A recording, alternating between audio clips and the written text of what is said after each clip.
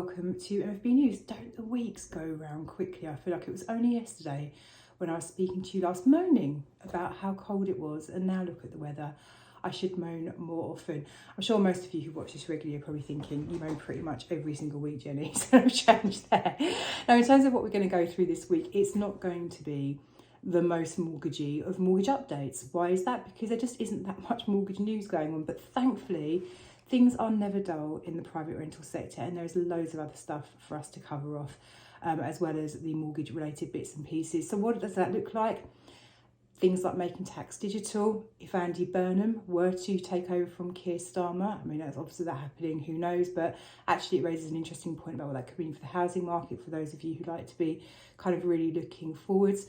We're going to talk about short-term holiday lets, why you need to crack on and submit your tax returns.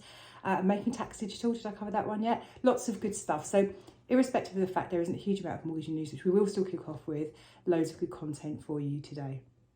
Swap rates, first of all, and at the risk of sounding like a very broken record, there is yet again no real change. So where are we? 2-year swaps 3.72, 1 month ago 3.70, and 1 year ago 3.86. So month on month, nothing's changed. Year on year, we're in a slightly better position than we were on 2-year fixed rates. On 5 years, as of last night, 3.78 for 5-year swaps. 1 year ago, 1 month ago, 3.77, and 1 year ago, 3.59. So mirroring the kind of pattern that we've seen over the last few weeks. Month on month, there's no great change, if any, and year on year, 2 years are slightly lower and 5 years are slightly higher. So there you go. Now, I've talked till I'm blue in the face about why we're not seeing a lot of changes in rates at the moment. While one could be forgiven for thinking that it's really frustrating knowing they haven't come down, for those of you who have been sort of paying attention to mortgages over the last few years, you'll also be thinking, but at least they haven't gone up as well. And as we have the autumn statement looming, and those of you will remember, I'm sure, very, very vividly, the mini budget, actually a quiet time in terms of swap rates can only be a good thing. Now, because the pricing hasn't really changed in terms of lenders' cost of funds, actually there isn't really much popping with the lender rates either. I mean, we've seen a couple of changes, but I mean, my God, it's so quiet. Nottingham rates have come down by 0.1, Santander down by 0.05%. So both of those lenders, incidentally, for those of you who are interested, Nottingham are do you know what? They're quite nice, actually. We don't do huge amounts of mortgages with them because we don't really have a very good relationship with them, if I'm brutally honest. Should that matter? It does matter, actually, because what happens is if a broker doesn't have any sort of relationship with the lender, we don't really know them very well. We don't know their lending criteria. We don't know kind of what is good for them, what's bad for them. And we don't have any kind of ability to kind of not pressurise them, but kind of get good service out of them, I suppose. If things go wrong, we haven't got a contact point. So in terms of if the deal fits and it's going to go through really easily, great. But then as a broker, if it doesn't work out quite so well, either in terms of service levels or underwriting, we kind of hit a brick wall. So I think where possible, we wouldn't recommend the Nottingham unless they were, definitely the cheapest rate on the market. But for those of you who are curious about them, they are a vanilla lender who kind of dip their toe, let's say, into limited company stuff. So these guys are playing in the same space as your BM Solutions, TMW, and now the Coventry as well. So that's Nottingham. And the other one this week, Santander, down by 0.05. We talked about Santander last week, actually. So these guys are obviously tinkering around their rates a bit more than others. What can I tell you about Santander? Very, very vanilla lender. I don't think they love landlords, if I'm honest. I don't hate them, obviously, but they just simply aren't really out to get lots of buy-to-let business, but they do have it as an offering. So no large portfolios, no HMOs, no multi-units, no limited companies. But as I mentioned last week, one of the things they are very good at is unusual property types. So, for example, eco homes, they could be a good lender for that. But we won't labour the point on Santander because we spoke about those guys last week. But that is really it this week in terms of lender pricing changes. So all very quiet. Let's see what next week brings. Okay, now a little bit of criteria change from Metro Bank. Now Metro Bank are, again, not a lender we do huge amounts of business with. Why is that? Because they're just not that landlord friendly. They don't particularly want people with large portfolios, and they've got all sorts of weird rules around income and affordability, which makes it actually quite hard to navigate whether they would or wouldn't do a case. But a couple of pieces of lending policy change have come through, which I think are kind of worthy of note in terms of the broader conversation. So first of all, they are now accepting studio flats, which they didn't do previously. Now that kind of leads me to think actually it's pretty interesting to talk for a moment about studio flats, because actually they are quite good yield makers, shall we say. So quite a lot of landlords like a studio flat in a city centre, not so much in more rural areas as you'd imagine, but studio flats can be very good and they do tend to yield quite well, and they tend to have quite a solid demand, because if you're a single person wanting to live in a city centre location but you don't want to spend a fortune on rent and you don't want a house share, studio flats can be a really great alternative. So in terms of studio flats, general requirements are that loads of lenders lend on them. So Metro are by no means pioneering anything by coming to that market. The rule tends to be that lenders want them to be at least 30 square metres in size, and that is the entire internals of the property. So that's including kitchens and bathrooms and stuff. So anything under 30 square metres you're going to find is a bit more of a challenge. There are a couple of lenders who will take smaller studio flats than this, but if you are thinking about investing in a studio flat, and you do need to be very sort of cognizant of the size of it, that's really important if you're going to want a mortgage. Now, the other thing that Metro Bank have put their stake in the ground on is they're now accepting properties with leased solar panels. Now, there's a couple of requirements here in terms of the panels need to be from a provider who's on the MCS accreditation register.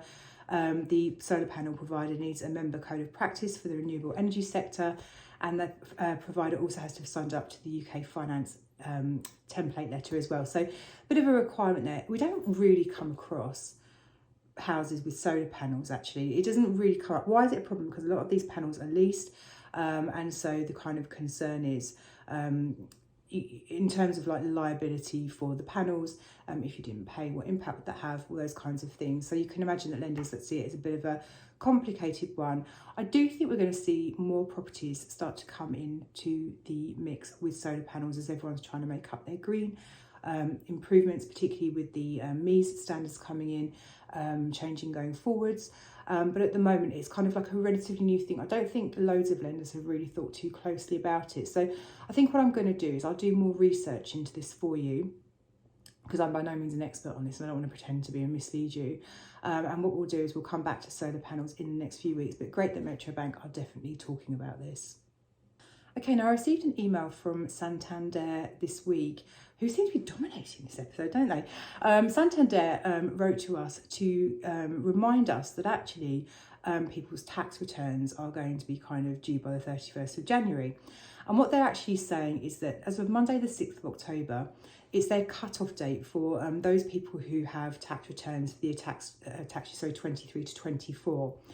After the 6th of October, you're going to have done your most recent tax return, so covering you for years 24 to 25 to April of this year.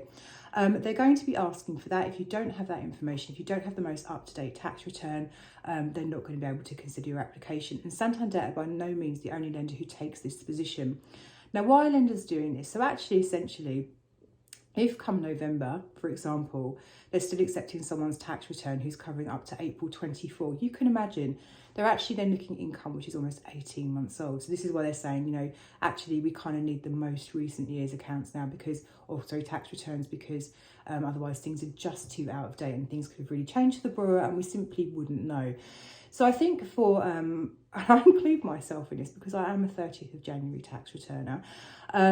Actually, it's time to get on with these if you haven't already. It's amazing, actually. I think you either fall into one of two camps. You either do them really early as soon as you can in kind of April, or you leave it to the very last minute, the camp that I'm in, and then spend the end of January running around like a headless chicken trying to find, receipts and God knows what else. So if you are thinking about taking a mortgage in the next, few weeks and months, and you do have self-employed income, and most of you watching this will do because you are landlords, actually it's probably time to start thinking about getting those tax returns done. Otherwise you could find that you're having to choose your mortgage lender around whether they're asking for the most recent tax returns or not, which probably isn't like the most cost efficient way of deciding which lender to use.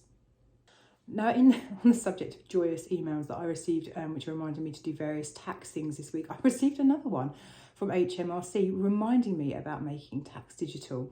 So just to kind of recap, as of April 26, if your qualifying income, and this is essentially all of your income, so your gross rents, any salaried income, self-employed income, blah, blah, blah, blah, If it's over £50,000 in year 24 to 25, you are going on to making tax digital, and then it kind of rolls out from there. So if you're under £50,000, you guys get a stay of execution. When you will join the party really depends on how much your income actually is, and I can give you more information if you'd like it. Just leave a note in the comments below and I'll drop you a line. I've got a question for you. What are you all doing about this? I have been thinking about it sporadically and done absolutely nothing. But actually it's kind of getting to the point where I need to get across this because I haven't got huge amounts of time to get ready for it. So I would love to hear what everyone else is doing about making tax digital. I know there are various kind of people who are with quite strong voices in the industry, who are landlords, who are starting to use various pieces of software with varying feedback actually. My kind of plan, I think, is just to find an accountant to do it for me. I think that's what I'm going to do, if I'm honest, because I don't really have the time to dedicate this. I'm not a full-time landlord, it isn't my job. So it's not like, you know, this is kind of part of making my business work. This is kind of a side thing for me. So I suspect that's what I'm going to end up doing, but I would love to hear what your plans are. I am going to try and do some research on this as well and come back to you with a kind of fuller update in terms of options. But the reality is that this is coming at all of us at some point, so we do need to be ready for it. So yeah, sharing any comments would be amazing, because I think actually it's probably a load of landlords who are, like myself, kind of trying to ignore it, but it is coming down the road and we are going to need to take action. Otherwise we're going to end up in all sorts of bother. Okay, now a quick update on the Renters' Rights Bill, just because I know this is kind of also, there's so much to think about, isn't there? The Renters' Rights Bill is also looming, and I know you're all really thinking about it. So where are we with that? So we're expecting the Renters' Rights Bill to receive royal assent late 2025, and the bill's provisions are likely to be implemented in phases, i.e. it's not going to be suddenly, as of the, 1st of November, suddenly everything is law. It's going to be rolled out in phases. Many sources expect the reforms to come into force sometime between October 25 and January 26, but some may take longer, kind of coming back to this sort of staged thing. Now, in a few areas, the bill has already been amended by the House of Lords. So, for example, PET, standard of proof for penalties, review of impacts. The final text may differ from initial proposals, but actually, guys, just to be very clear, if it is slightly different from the original proposal, it's kind of tweaking. There is no kind of massive changes expected to come through once this reaches royal assent. Now, there are risks of further delays if the Commons rejects the Lords' amendments or new disagreements arise, and this is actually quite common, but at the moment the kind of expectation is we are going to see this rolled out later this year, and we will keep you posted as much as we possibly can, because I know how big this is for so many of you. Now, actually on that note, and I'm just thinking about it, one of the things that a lot of landlords are very concerned about is the kind of removal of standard ASTs and the move to rolling tenancies. And actually it made me think, we're doing a series of videos at the moment called Meet the Lender. I know that some of you are you've really enjoyed actually when we've had lenders come and talk to us. I think we as brokers kind of almost forget that as a borrower, you may feel slightly detached from the lenders.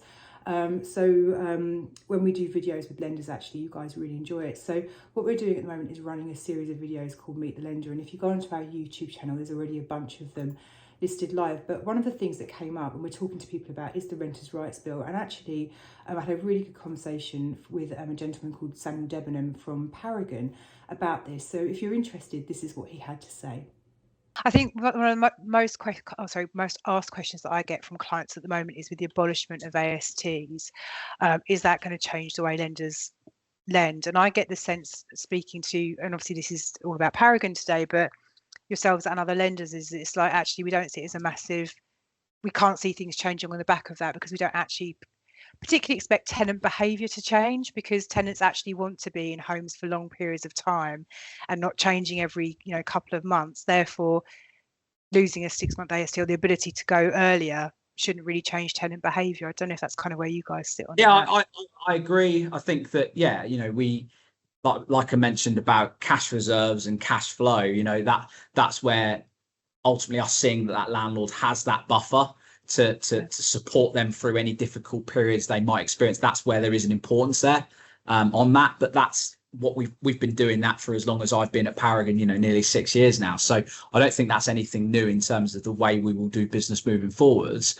I think with periodic, I think that you could look at it two ways. You know, it gives the landlord more flexibility for one reason or another, but it equally gives the tenant more flexibility if they were to have a change in circumstances and they were wanting to relocate for a job or partner family reasons, whatever it might be. And equally, I guess from the landlord's perspective, it probably does highlight the importance of them doing the relevant checks to ensure they're happy with their new tenant, and you know, with credit checks, etc., to really be confident in what things are going to look like going forwards within reason.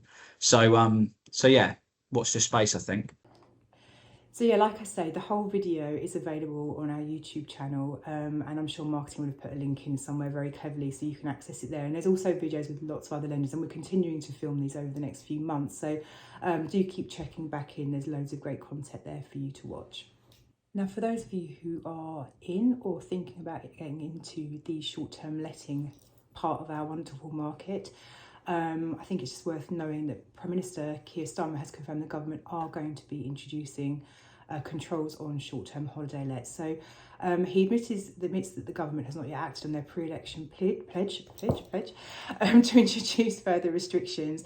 But recently he's been actually seen as saying that the licensing system for holiday lets should be in place as quickly as possible. So the reason that a licensing or registration scheme is being kind of introduced is it's apparently going to help councils to understand the effect of short-term lets on communities. And, you know, I think people are kind of aware that, for example, in certain parts of, let's just say, Cornwall, there's loads and loads of holiday lets, and local workers can't really afford to live in the area in which they grew up, so they're getting kind of priced out. So that's why councils are kind of trying to get across this. Rightly or wrongly, that's what's going on, and that's the kind of thought process.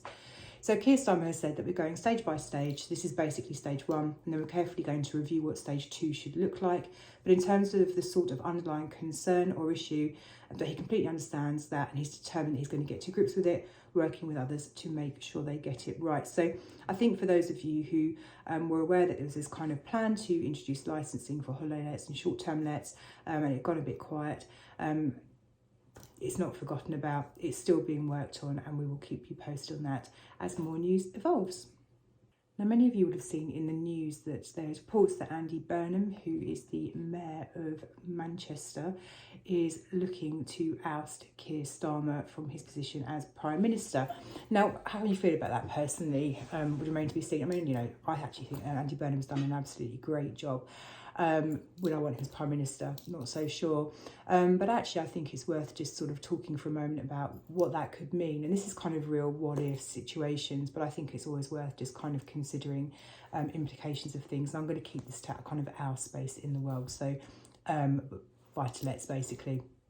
So the first thing is to kind of note is that the impact on the housing market could be that Andy Burham has got a real bee in his bonnet about council tax. He feels that homes in the southeast, for example, aren't paying a proportionate amount of council tax compared to, for example, homes in Greater Manchester. So what he's saying is that, you know, he would want to kind of review the whole council tax system and turn things around so they're much more equitable. Now, the challenge for that would, I mean, it sounds like just an annoyance and another cost, doesn't it, for people in the southeast, but actually there is a kind of knock-on impact to this. If council tax were to go up massively, as an example, for people in the southeast or across the whole of the UK, however it would land, that would impact the affordability calculations that lenders would use on homeowner mortgages. And this in then turn has a knock-on impact to how much people can borrow, and that then starts to kind of slow down the housing market. So there is a kind of, you know, one kind of line of thought could be, if we go down it, that actually this could have a negative impact in terms of house prices. Now, the other thing that I think is just worth kind of thinking about and being mindful of is that Burham has also got great ambitions for large-scale council house building schemes funded by £40 billion worth of government money. So if this was delivered, it would represent one of the largest state-led interventions in the housing supply for decades. For the mortgage sector, the knock-on impact of this could be significant. Downward pressure on rents, stronger competition for private developers, and potential recalibration of loan-to-values assumptions in the affordable segment. So I think, again, it's just kind of worth knowing that actually if this large scheme were to go ahead, it could, I mean, it would be great for the housing market to have lots of affordable homes on there. Of course it would. The impact of the buy-to-let sector, which is kind of where we're focusing here, is that it could mean there'd be a kind of wave of property coming onto the market, which could essentially drive down rental demand and therefore rents. there you go. There is never ever a week where there isn't much to talk about, is there? So sorry it hasn't been particularly mortgage heavy. As you will see, understand, you know, it's just very quiet at the moment, but hopefully there was still lots of really interesting stuff in there. And as always, if you'd like to give us a call to talk about anything, we are waiting to have a conversation with you. 0345 345 6788. Have an absolutely fantastic week. I will see you at the same time again next Wednesday.